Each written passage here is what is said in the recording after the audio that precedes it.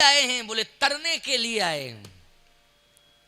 तीर्थ क्या करेगा? हमें भवसागर से पार कर देगा।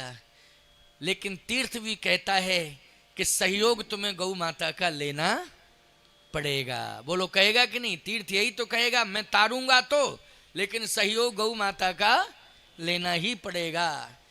इसलिए गाय की महिमा समझो। घर में नहीं रख सकते हो, कंडीशन है, परिस्थिति है, लेकिन गौशाला में अपने नाम पर ज्यादा नहीं, एक गौ तो रख ही सकते हो।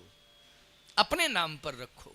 वर्ष में कितना खर्चा होता है उस गौ के ऊपर, एक गौ के ऊपर, उतनी व्यवस्था आप गौशाला में कर दीजिए। और उस गाय को अपने परिवार से जोड़ लीजिए कि ये हमारे परिवार की माँ है। क्या है? हमारे परिवार की है तो वो पूरे विश्व की माँ, लेकिन ये हमारे परिवार की माँ है। जैसे किसी की माँ, एक हमारी जन्मधात्री माँ है, और माँ के समान जो संसार में नारियां हैं वो भी तो माँ है प्यारे। क्यों भाई? जो माँ के समान हैं, माँ की समकक्ष अवस्था है, तो उनको भी तो हम क्या मानेंगे? बोलो भाई, उनको भी माँ के समान ही मानेंगे। यही हमारी भावना होनी चाहिए। तो गाय तो विश्व की माँ है, लेकिन हम जब अपने नाम पर उस गाय को गौशाला में रखेंगे तो वो हमारे परिवार की माँ होगी।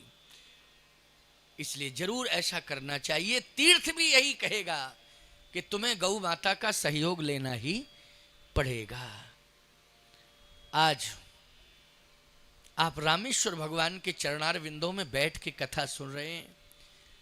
आज के प्रसंग में तीर्थ की महिमा का वर्णन मानस के बालकांड के क्रम के अनुसार होगा।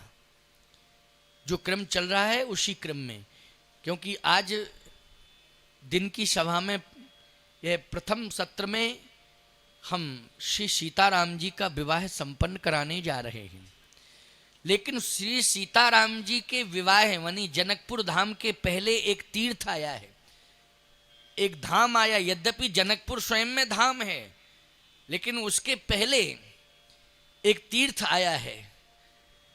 वो कौन सा तीर्थ है? जिस तीर्थ में भगवान ने नियमों का पालन किया। प्रायश्चित करने के लिए भगवान ने नियमों का पालन किया। आप कहोगे महाराज प्रायश्चित, हम लोग आए हुए हैं प्रायश्चित ही कर रहे हैं, क्योंकि जाने में नहीं अनजाने में जरूर अपराध हुआ होगा। संसार में ऐसा कोई प्राणी नहीं है, जीव नहीं है जिसने अनजाने में पाप न किया हो। जाने में तो नहीं किया होगा, बहुत से हैं जो जाने में करते ही नहीं हैं, लेकिन अनजाने में हो जाता है। केवल एक परमात्मा ऐसा है जिसमें गुण ही गुण है, कोई दोष नहीं है। केवल एक ईश्वर। ईश्वर के अलावा यदि कोई ये चैलेंज करे कि हम में तो गुण ही गुण है, दोष कोई है ही नहीं, वो मिथ्या अभिमान कर रहा है। मैं बिल्कुल उसकी बात मानने को तैयार नहीं हूं। और कुछ लोग तो ऐसे हैं कि जो अपने को भगवान ही सिद्ध कर रहे हैं कलयुग में कि हम ही भगवान हैं। ये हाड़ मांस का शरीर लिए घूम रहे हैं और अभिमान करके कहते हम भगवान हैं, हमें भगवान मानो। और ऐसे ही लोगों की विडंबना हुई है जो अपने को भगवान घोषित कर रहे थे, आज उनकी जमानतें नहीं हो पा रही हैं साहब। ये कंडीशन पर पहुंच रहे हैं क्योंकि भगवान मानते थे। देखो एक बात आपको बताएं, हम महात्मा हैं, हम परमात्मा से मिलाने वाले हैं, लेकिन परमात्मा नहीं है। इस बात को सुन लीजिए कान खोल करके।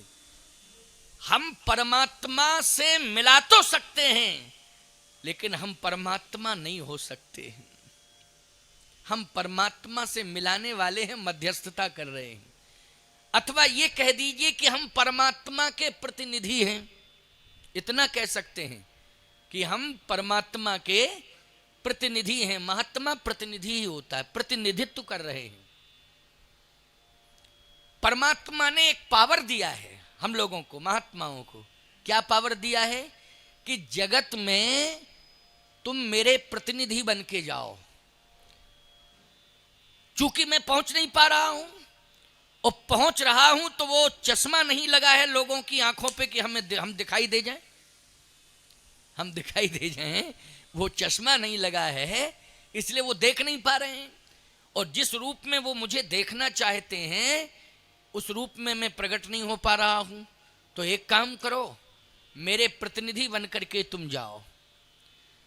तो याद रखना, आप लोग महात्माओं को क्यों कहते हो महाराज आप ही हमारे परमात्मा हो? ये भाव जगत की बात है ना। हमने परमात्मा को नहीं देखा, लेकिन महात्मा को देख के हम समझ लेते हैं कि परमात्मा का दर्शन हो गया। क्यों ऐसा क्यों मानते हो? इसलिए कि परमात्मा प्रतिनिधि बना करके भेजता है महात्मा को। जैसे एक उदाहरण दे रहा हूं, रामेश्वरम में रामेश्वर भगवान के विशेष महोत्सव में प्रधानमंत्री को आना हो, लेकिन कुछ विशेष परिस्थिति आ जाए, वो नहीं आ पा रहा, एकाएक प्रोग्राम कैंसिल हो जाए, तो महोत्सव कैंसिल नहीं हो सकता है, प्रधानमंत्री का प्रोग्राम कैंसिल हो सकता है, लेकिन रामेश्वरम भगवान का सुनिश्चित कार्यक्रम जो है महोत्सव वो कैंसिल नहीं किया जा सकता। विकल्प क्या होगा कि प्रधानमंत्री केंद्र के किसी मंत्री को अपना प्रतिनिधि बना करके भेज देगा। तो जो ये कौन सा देश है? तमिलनाडु। तमिलनाडु की सरकार, तमिलनाडु सरकार प्रधानमंत्री के प्रतिनिधि को प्रधानमंत्री बतौर ही सम्मान देगी कि नहीं देगी? तमिलनाडु की सरकार, क्योंकि प्रतिनिधि है वो, भले ही प्रधानमंत्री नहीं आया, लेकिन जो सम्मान और जो व्यवस्था प्रधानमंत्री के लिए होगी, जितने घंटे के लिए प्रदेश सरकार के द्वारा, उतने ही घंटे प्रधानमंत्री के प्रतिनिधि को व्यवस्था देनी पड़ेगी। ऐसा नियम है, क्योंकि वो प्रतिनिधि है। तो इसका मतलब है वो घंटे, 2 घंटे, 4 घंटे जितना प्रधानमंत्री को रहना था, उतने घंटे के लिए वो प्रधानमंत्री बना कि नहीं बना? बना। ये संविधान का नियम है। ठीक इसी प्रकार से परमात्मा ने महात्मा को प्रतिनिधि बना करके भेजा है। इसलिए भारतीय संविधान में जब ये व्यवस्था दी जा सकती है, तो आध्यात्मिक संविधान में ये व्यवस्था दी गई है कि अगर जगत में परमात्मा का प्रतिनिधि आ गया है, तो जनता को उसे भी परमात्मा के रूप में ही स्वीकार करना पड़ेगा। लेकिन वो परमात्मा के रूप में स्वीकार करना पड़ेगा, लेकिन वो प्रतिनिधि होगा, लेकिन वो परमात्मा नहीं होगा। क्यों भाई? वो परमात्मा नहीं होगा, केवल प्रतिनिधि होगा।